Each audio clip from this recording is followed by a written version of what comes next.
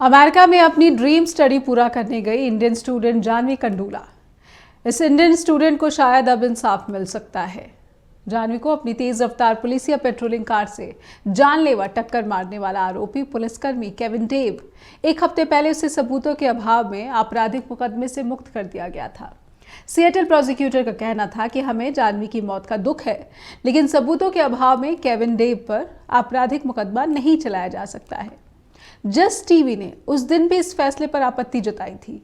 ये मांग की थी कि इस मसले पर भारतीय मिशन को आपत्ति दर्ज करानी चाहिए और एवरी लाइफ मैटर्स इस बात की अहमियत को साबित करना चाहिए। इसका असर हो गया है। भारतीय मिशन ने जानवी की हत्या के मामले में स्थानीय अधिकारियों के सामने अपनी आपत्ति दर्ज कराई है, लेकिन जस्ट टीवी अब भी कई सवालों के जवाब तलाशने की कोशिश कर रहा है। नमस्कार, स्वागत है आपका स्ट्रेट टॉक में। आइए बढ़ते हैं शो के साथ। तो स्ट्रेट टॉक के साथ जो हमारे सवाल हैं आज के, आइए नजर डालेंगे कि ये सवाल क्या हैं जो हम लगातार जानवी कंडूला को इंसाफ के लिए उठाना चाहते हैं। और आज के सवाल कुछ इस तरह से है: क्या भारतीय दूतावास की आपत्ति दर्ज कराने के बाद अब जानवी कंडूला को इंसाफ मिल पाएगा? क्या भारतीय दूतावास का एक्शन देर से लिया गया है और ये एक्शन जो लिया गया है ये कितना मजबूत है? क्या अटॉर्नी ऑफिस आरोपी पुलिसकर्मियों पर प्रोसिक्यूटर के फैसले को बदल देगा? एक सवाल ये भी जरूर समझा जाना चाहिए, इसकी कोशिश की जानी चाहिए, क्या जानवी को इंसाफ के लिए भारत और अमेरिका दोनों ही तरफ से कमजोर राजनीतिक इच्छा शक्ति दिखती है? इसे भी समझेंगे। आइए स्वागत कर लेते हैं हमारे प्रबुद्ध पैनलिस्ट का। हमारे साथ जुड़ चुकी हैं पॉलिटिकल एनालिस्ट और लीगल मामलों की भी एक्सपर्ट नीलम चौधरी जी। नीलम मैम, बहुत बहुत स्वागत करती हूँ मैं आपका। सिद्धार्थ सनवारिया जी, जो कि सोशल और लीगल दोनों ही इश्यूज के एक्सपर्ट एक्टिविस्ट, आपका भी बहुत बहुत हार्दिक अभिनंदन। और प्रोफेसर ब्रह्मदीप अलूने, जो बखूबी समझते हैं विदेशी मामलों को, आपका भी बहुत बहुत स्वागत। नीलम मैम, उस दिन भी हम चर्चा कर रहे थे, हम समझने की कोशिश कर रहे थे कि आखिर इंडियन कॉन्सुलेट जो है वो रिएक्ट क्यों नहीं कर रहा है। बहरहाल देर आए दुरुस्त आए, रिएक्शन तो आ गया है, लेकिन जो रिएक्शन जिस तरह से एक्स पर पोस्ट लिखा गया है इंडियन कॉन्सुलेट की तरफ से, आप सबसे पहले तो मैं आपसे समझना चाहूँगी जिस भाषा का इस्तेमाल इंडियन कॉन्सुलेट की तरफ से किया गया है, इस भाषा पर आपका आकलन, आपकी समीक्षा। नेहा, देखिए, जिस तरह की इंफॉर्मेशन जो है हम कंसुलेट से उम्मीद कर रहे थे कि वो भारतीय मीडिया को देंगे इस केस से रिलेटेड, उस तरह की ना दे करके केवल एक पोस्ट की तरह उन्होंने अपने मैसेज को कन्वे किया है। तो इस वक्त जो है हमारे पास सिएटल में एक नए कंसुलेट भी है, प्रकाश गुप्ता, जो कि जिन्होंने G20 को भी बहुत अच्छे से मैनेज किया था। तो हम उम्मीद कर रहे थे कि वो इस पर एक अच्छा रिस्पॉन्स आएगा, लेकिन उन्होंने केवल ये कहा है कि जो केस है उसको सिएटल अटॉर्नी के पास रिव्यू के लिए भेज दिया गया है और हम उसकी प्रोग्रेस रिपोर्ट पर नजर रखेंगे। तो केवल इतना कह देना ये काफी नहीं होता। प्रेशराइज किस तरीके से करेंगे? जब तक आप प्रेशर बिल्डअप नहीं करेंगे तब तक वो जो डिसीजन जो आप चाहते हैं, एक न्याय जो आप चाहते हैं, वो होने की उम्मीद कम रह जाती है। बिल्कुल। हम देख रहे हैं कि वहां पर जो जुडिशियल सिस्टम है, नेचुरली वो इलेक्टेड्स होते हैं, और जब जो किंग्स काउंटी जो लोअर लेवल पे सिटी लेवल पे जो उनकी प्रोसिक्यूटर थी, उन्होंने सिंपली ये कहा था उस वक्त कि हम इस मैटर को प्रेस नहीं करेंगे कि वो एक क्रिमिनल ऑफेंस की तरफ जाए। तो वहां से ही हमें पता चल रहा था कि वो अपने पुलिस ऑफिसर्स को बचाने की कोशिश करेंगे, और इसलिए वो जब आप उसके अगेंस्ट क्रिमिनल केस फाइल ही नहीं करेंगे, आप प्रेस ही नहीं करेंगे, तो कोर्ट उस पर डिसीजन क्यों लेगी? नेचुरली वो बच जाएंगे। एक तो ये कि जिन्होंने एक्सीडेंट किया था, जो डेव थे, उन पर कोई चार्ज नहीं लगा। दूसरा, जिन्होंने उसका मजाक उड़ाया था, जो ऑर्डर थे, एक दूसरे police officer, Daniel order, yes, जिन्होंने उनका मजाक उड़ाया था, उन्हें भी सिर्फ सस्पेंड किया गया है, उन्हें भी अभी तक टर्मिनेट नहीं किया गया है। तो ये जो दोनों ही विषय है, इस पर किसी भी प्रकार से हमारे कॉन्सुलेट ने प्रेस नहीं किया है, जो कि करना चाहिए था। और यही हमारी जो राजनीतिक समझ है, उसका जो दबाव है, वही नजर आता है, और वो थोड़ा सा मिसिंग था उस पोस्ट में। बिल्कुल, आपने कहा कि ये काफी नहीं था जो एक एक्सपोस्ट के जरिए अपना रिएक्शन दिया इंडियन कॉन्सुलेट ने। सिद्धार्थ जी, मैं आपसे समझना चाहूंगी कि एक इंडियन स्टूडेंट और जिसकी माँ एक अकेले परिवार चलाने वाली और कर्ज लेकर भारत से अपनी बच्ची को विदेश अमेरिका पढ़ने भेजती है, उसका दिसंबर 2023 में जो है डिग्री भी पूरी होने वाली थी और वहाँ पर सड़क पर उसे पुलिस की कार रौंद देती है। उसके बाद भारत की तरफ से जिस तरीके से इस मामले को लिया जाना चाहिए था, मैं याद दिलाना चाहूँगी उस स्टेटमेंट की तरफ जब अमेरिका में भारत के एम्बेसडर थे तरनजीत सिंह संधू, उन्होंने इमीडिएटली इस मैटर को रेज किया था, कंसर्न जताई थी और तब बाइडेन एडमिनिस्ट्रेशन की तरफ से आश्वासन आया था। उसके बाद 1 साल का टाइम लग गया और बीच में एक ऐसा वीडियो भी आया, काफ़ी उसकी किरकिरी भी हुई।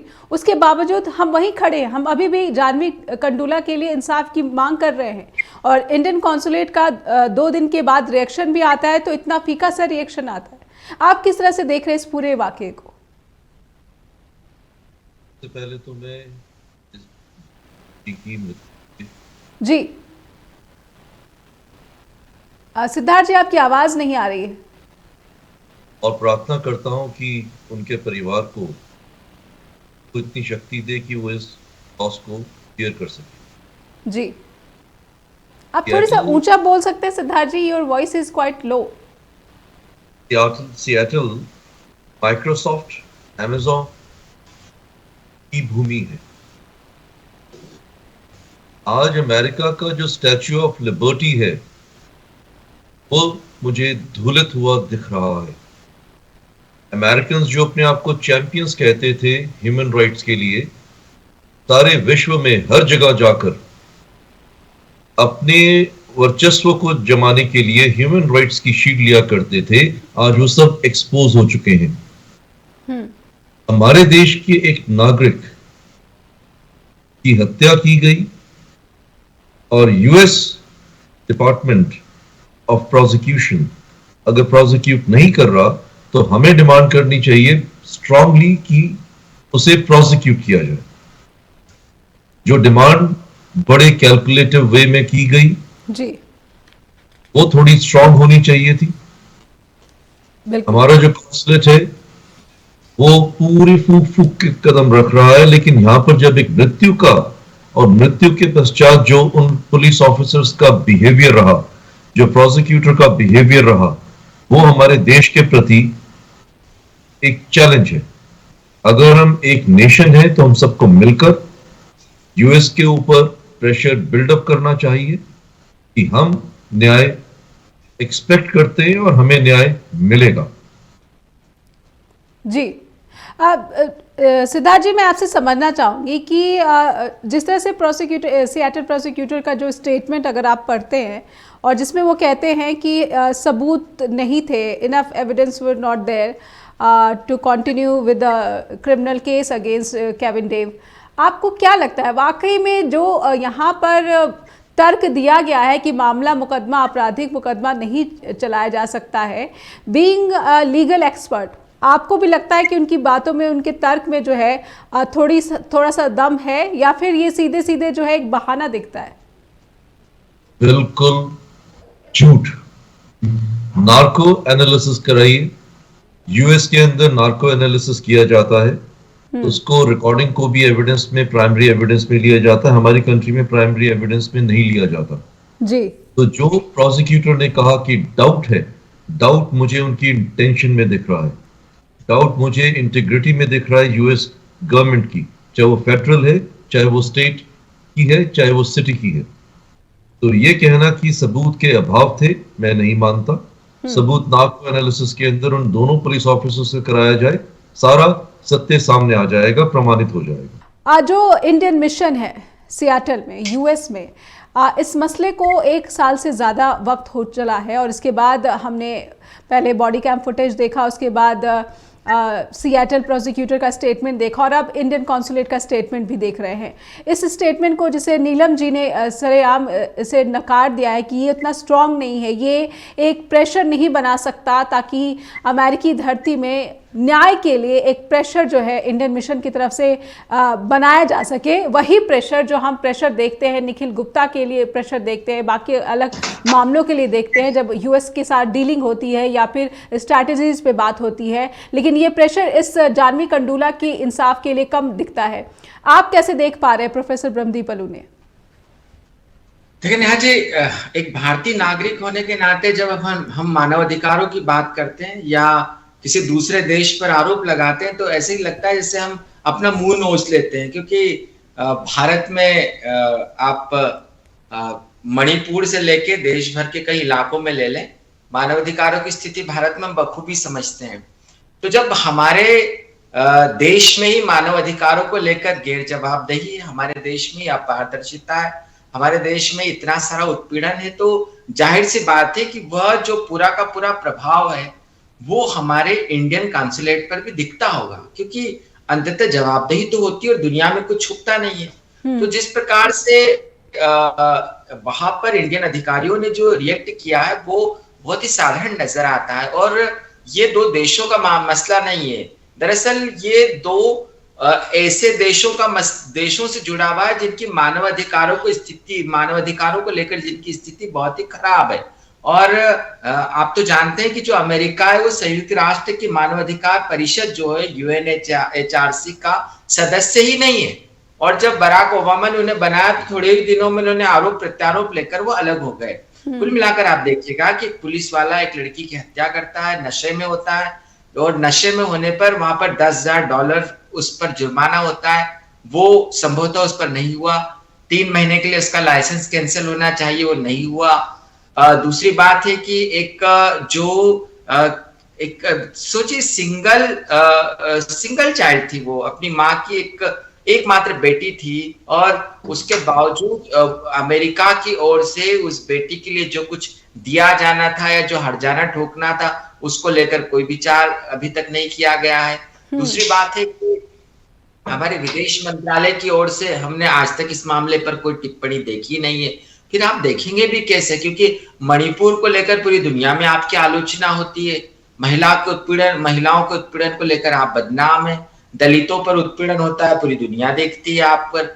तो कुल मिलाकर भारत की स्थिति इतनी अच्छी नहीं है कि मानव अधिकारों जैसे मसलों पर लेकर हम बात कर पाए, क्योंकि हम तो वो जो देश है जो ट्रंप का जब स्वागत करते हैं तो गरीबों की झोपड़ियां दिख नहीं जाए उसके लिए दीवारें खड़ी करने वाले देश है। तो भैया जब तक हम अपने आप में पारदर्शिता से दुनिया के सामने पेश नहीं आएंगे तो हम अपने नागरिकों की रक्षा कर ही नहीं सकते। और जिस प्रकार से एक दुनिया के सबसे बड़े लोकतांत्रिक देश जहां से हजारों बच्चे अमेरिका पढ़ने जाते हैं, उस अमेरिका में हमारे बहुत सारे दबाव समूह काम करते हैं, हमारे मतलब गूगल में इतने सारे इंजीनियर्स काम करते हैं, तो न तो कोई गूगल में जाह्नवी नजर आती है, न कहीं नजर आती है।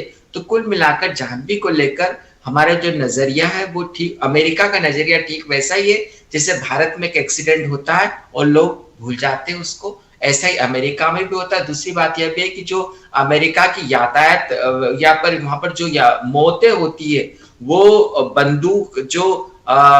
बंदूकों से लोगों को मार डालते, ठीक हाल वही है। वहां पर यातायात को लेकर भी बहुत खराब हालात है। तो अमेरिका में भारतीय लड़की को न्याय मिल जाएगा या भारतीय लड़की के प्रति गहरी संवेदना देखने को मिलेगी, भारतीय समुदाय कर सकता है, अमेरिकन जो समुदाय वो कर सकते हैं, लेकिन ऐसी कोई जागरूकता देखी नहीं गई है। नहीं भारत के विदेश मंत्रालय को हमने देखा है, नहीं हम अमेरिका किसी पॉलिटिकल पार्टी में देख रहे हैं। तो नेहा जी क्या यहाँ पर जो भारत की स्थिति अमेरिका के प्रति बहुत कमज़ोर नज़र नहीं आती है कि एक बहुत ही स्ट्रॉन्ग केस है जाह्नवी कंडूला की हत्या का, इसके बावजूद जो इंडियन मिशन है वो इसको स्ट्रांगली नहीं रेज कर पा रहा है। हालांकि स्टेटमेंट तो है कि हम कॉन्टिन्यूसली जो है जाह्नवी कंडूला की मदर और फैमिली के साथ जो है सपोर्ट में है, उनके साथ कम्युनिकेशन में है, लेकिन ये कम्युनिकेशन किस तरह के है इस पर कोई पारदर्शिता तक नहीं है। तो क्या इस मसले पर भारत बहुत कमज़ोर नहीं दिख रहा? बिल्कुल नेहा जी, देखिए जब भी मानवाधिकारों की बात होगी भारत की स्थिति हमेशा ही कमजोर होगी, क्योंकि मानवाधिकारों को लेकर जो दुनिया का ट्रैक रिकॉर्ड है, भारत कोई जितना खराब है दुनिया में, भारत में बहुत अच्छा नहीं है मानवाधिकारों को लेकर। वो चाहे पर्यावरण को लेकर हो, चाहे जो भी हो मानवाधिकारों को लेकर, तो भारतीय जो विदेश मंत्रालय है या जो भारत के जो भी वहां पर अधिकारी है वो एक सीमा तक जाकर ही अमेरिका पर दबाव बना सकते हैं। ये कोई पाकिस्तान नहीं है जिस पर आप सामने हो जाएंगे और जिसका आपको फायदा मिल जाएगा। अमेरिका से तो कोई फायदा मिलने वाला है नहीं। और दूसरी बात है कि जो अमेरिका में भारत के दबाव समूह है, व्यापारियों के दबाव समूह है जो कि अपने व्यापार को बढ़ाना चाहते हैं और जो जहां पर व्यापारिक संबंध होते हैं या जहां पर व्यापार आ जाता है वहां पर पारदर्शिता खत्म हो जाती है।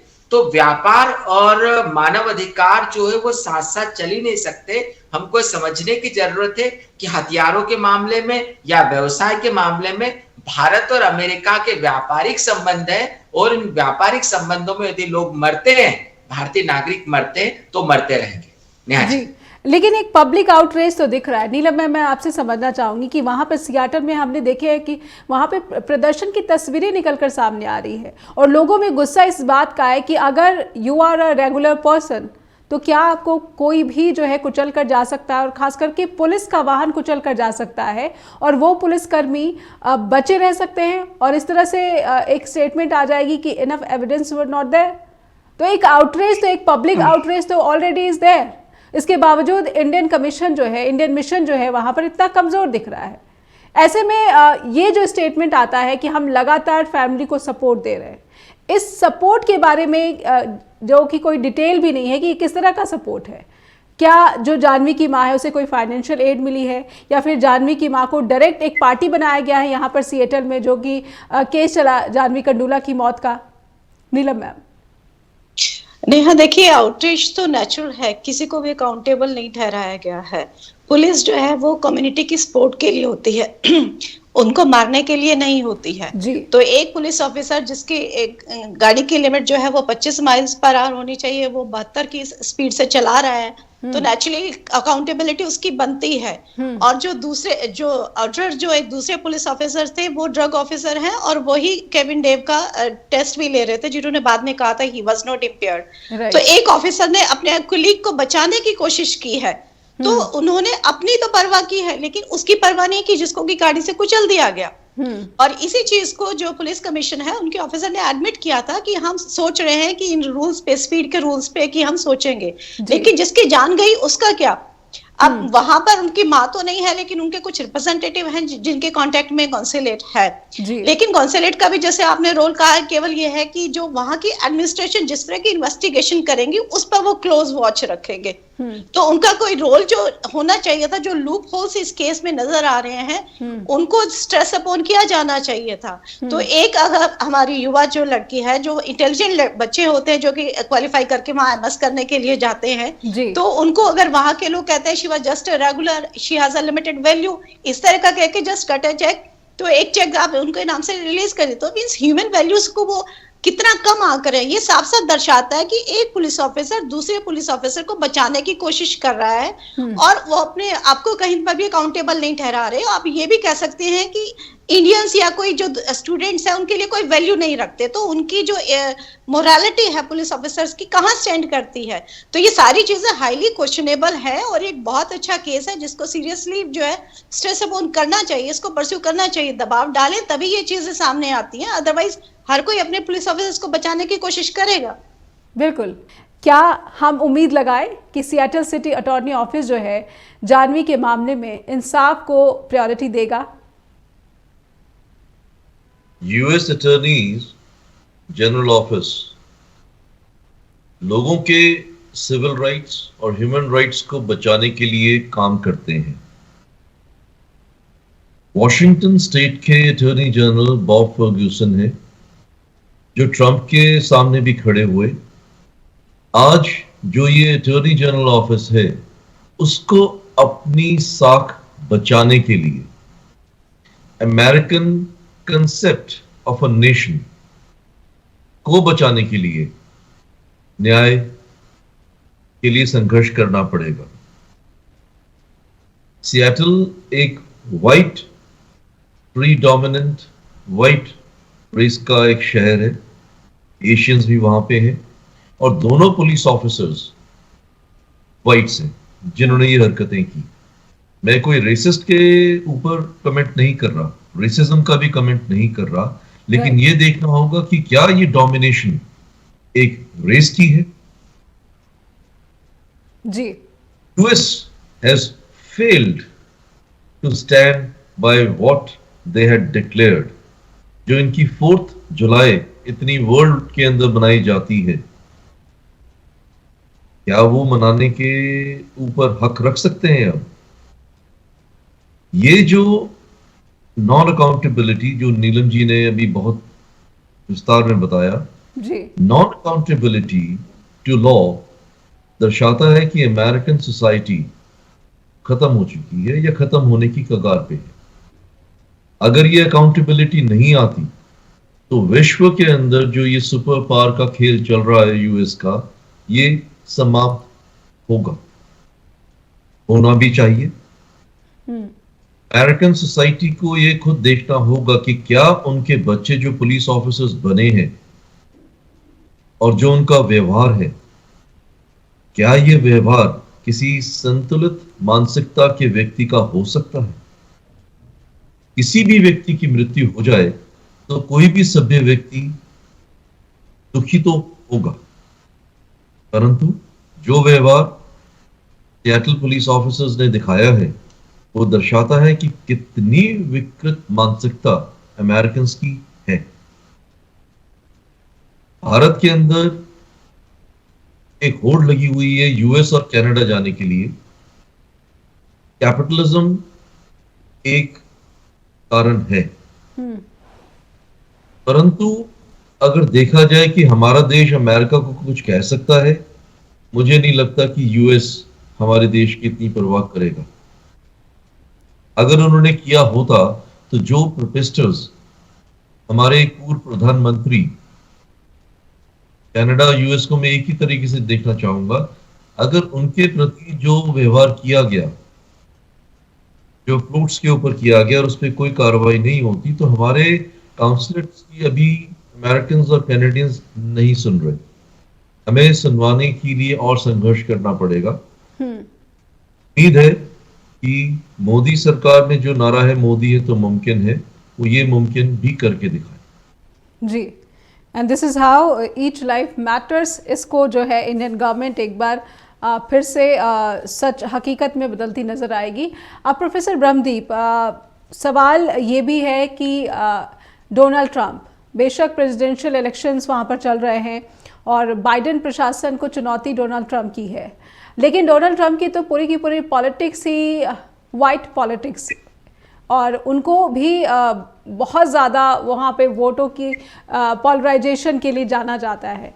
तो फिर क्या यही वजह है कि पॉलिटिकली यूएस में ये कोई मुद्दा नहीं बन रहा है, जबकि जो लोकल्स हैं, सियाटल रेजिडेंट्स हैं, वो जानवी को इंसाफ दिलाने की कोशिश कर रहे हैं, उसके लिए फाइट कर रहे हैं। इसके बावजूद पॉलिटिशियंस को इस मसले में, इस मुद्दे में कुछ खास जो है नहीं दिखता है कि इससे वॉइस देनी चाहिए, इसको एक मुद्दा बनाया जाना चाहिए ताकि जानवी को इंसाफ तो मिले ही, और साथ ही साथ उन वोटर्स को भी अपनी तरफ आकर्षित किया जा सके। और इंडियन कम्युनिटी को मैं यहाँ पर आपका ध्यान दिलाना चाहूँगी कि जिसके बारे में कहा जाता है कि ट्रंप का काफ़ी समर्थन करती है। जी देखिए, एक महिला रोड पर जा रही है अपनी कार ड्राइव करते हुए अमेरिका में, और एक छोटा सा गड्ढा आता है, कार का एक्सीडेंट हो जाता है, महिला गिर जाती है। महिला प्रेग्नेंट रहती है और कुछ दिनों बाद जब बच्चा जन्म लेता है तो बच्चा अंधा होता है। डॉक्टर्स बताते हैं कि महिला जो है, चूंकि उसका एक्सीडेंट हुआ था प्रेगनेंसी के दौरान, इसीलिए इस बच्चे की आंखें चली गई है। उपभोक्ता संरक्षण का बहुत बड़ा केस था, जिसके बाद उस महिला को लाखों डॉलर जो है वो गवर्नमेंट को देने के लिए मजबूर होना पड़ा था। लेकिन वो महिला श्वेत थी, वो महिला चूंकि वहां की श्वेत महिला थी अमेरिका की, इसलिए वहां पर ये संभव हो पाया। दरअसल बात यह है कि जो अमेरिका है वहां पर दक्षिणपंथी पार्टियों का जबरदस्त उभार हो रहा है पिछले, खासकर आप 2 दशक में देख लें, और यह जो उभार होते होते ट्रंप का जो उभार हुआ है वो उसी का परिणाम है। तो वहां पर जो श्वेत है वो उनका बहुत ज्यादा बाहुल्य है, वो पूरी तरीके से प्रशासन में हावी है। वो चाहते हैं कि जो उनकी प्रमुखता है वो बनी रहे, तो प्रशासन में भी नजर आते हैं आपको। इवन बहुत सारे वहां पर राज्य ऐसे हैं जहां पर कि जो काले हैं उनको अपना मतदान अधिकार पाने के लिए कड़ा संघर्ष करना पड़ता है।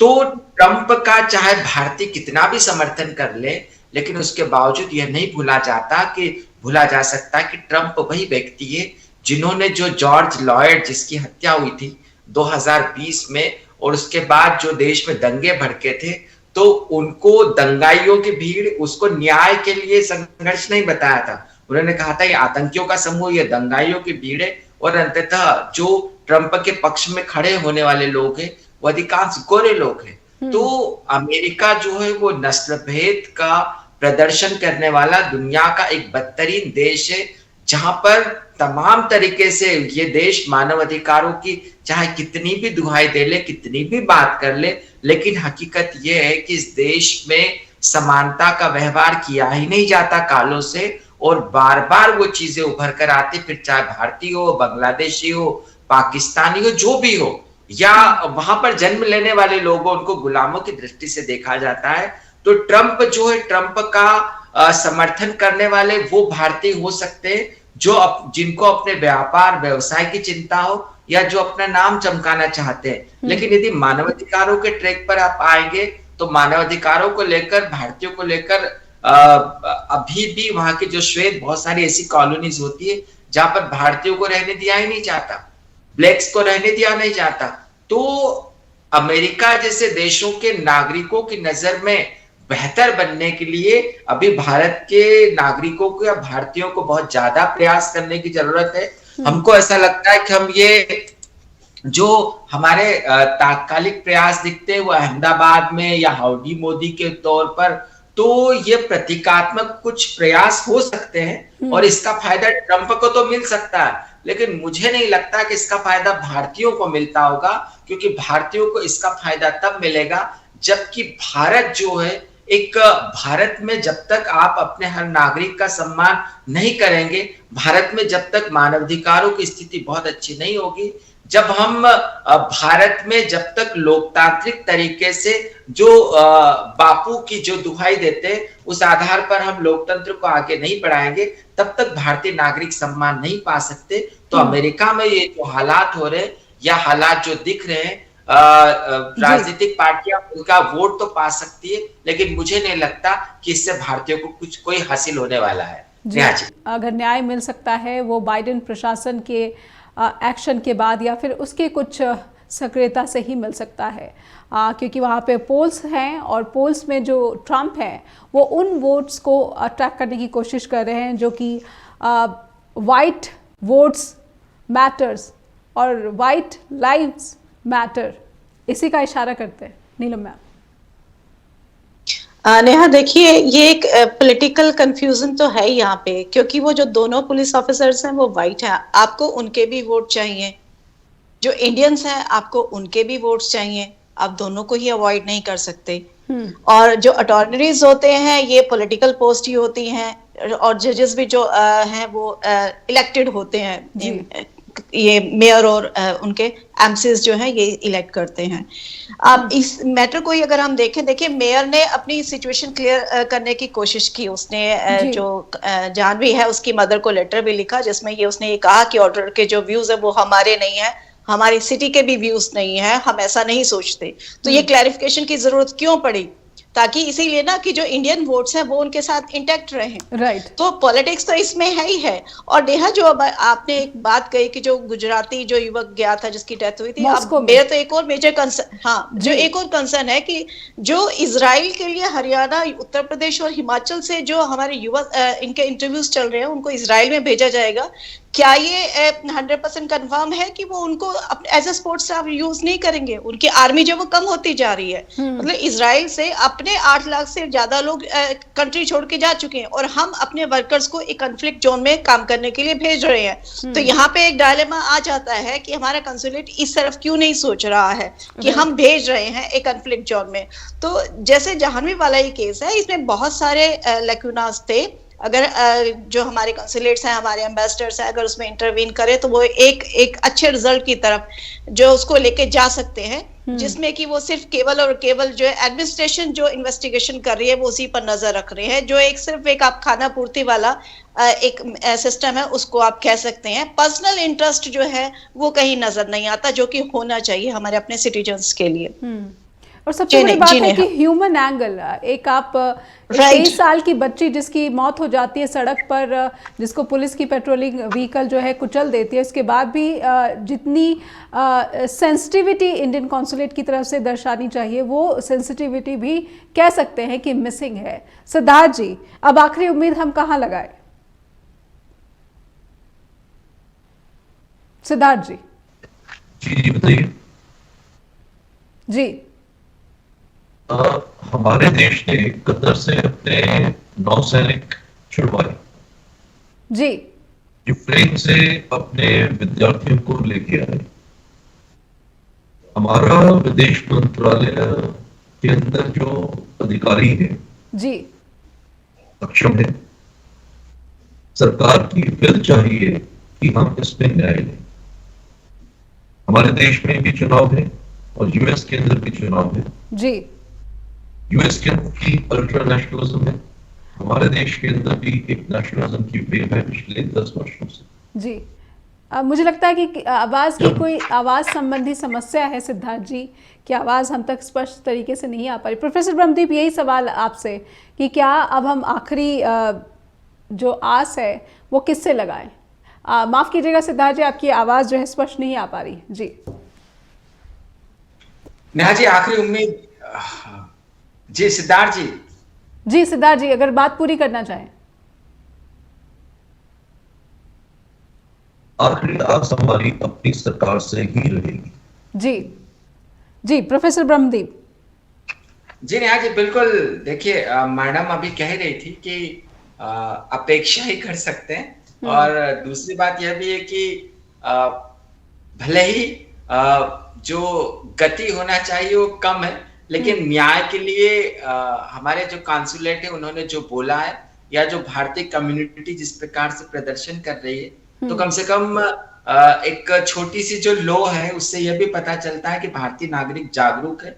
यदि भारतीय जो व्यापारिक समूह है या जो वहां पर बहुत सारे इंजीनियर्स हैं, वो यदि इस आवाज को बुलंद करेंगे तो निश्चित तौर पर जो जाह्नवी उनको न्याय मिलेगा। और हमारी ये अपेक्षा है जो विदेशों में रहने वाले लोग हैं कि वो जहां पर भी रहे, इंडियन कम्युनिटी जो है वो एकता से रहकर कम से कम न्याय के पक्ष में एक साथ आवाज बुलंद करे। यदि वो ये करती है तो निश्चित तौर पर इससे दबाव भारत की सरकार पर भी बढ़ेगा, और भारत की सरकार पर यदि दबाव बढ़ेगा तो संभवतः उच्च स्तर पर इस मामले को उठाया जाएगा, क्योंकि यदि उस पुलिस वाले को हमको न्याय के कटघरे में खड़ा करना है या जाह्नवी को न्याय दिलाना है तो उच्च स्तर पर इसको विदेश मंत्रालय को उठाना पड़ेगा। और उसके लिए जरूरी है कि जो अमेरिका में रहने वाला भारतीय समुदाय है वो एकता से इस बात को ज्यादा तरीके से उठाए।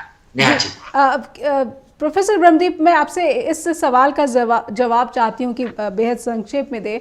मॉस्को वाली जो घटना सामने आई है, जो कि यूक्रेनियन एयर स्ट्राइक में एक इंडियन मारा गया है, बावजूद इसके कि उसने इंडियन कॉन्सुलेट से, इंडियन मिशन से वहाँ पर सहायता मांगी थी, लेकिन वो मदद की अपील जो है वो अनहर्ड रही, उसे सुना नहीं गया और उसकी मौत हो गई। इस तरह के जब मामले सामने आते हैं तो एक स्टेटमेंट मुझे ये भी आ रहा है कि जब विदेशों में जाते हैं तो लोग पूछते हैं कि आप मोदी के देश के हैं और आपको बहुत ज़्यादा सम्मान मिलता है। आखिर इस दावे में कितनी सच्चाई है? वहाँ पर यूक्रेनियन एयर स्ट्राइक से एक इंडियन की डेथ हो जाती है।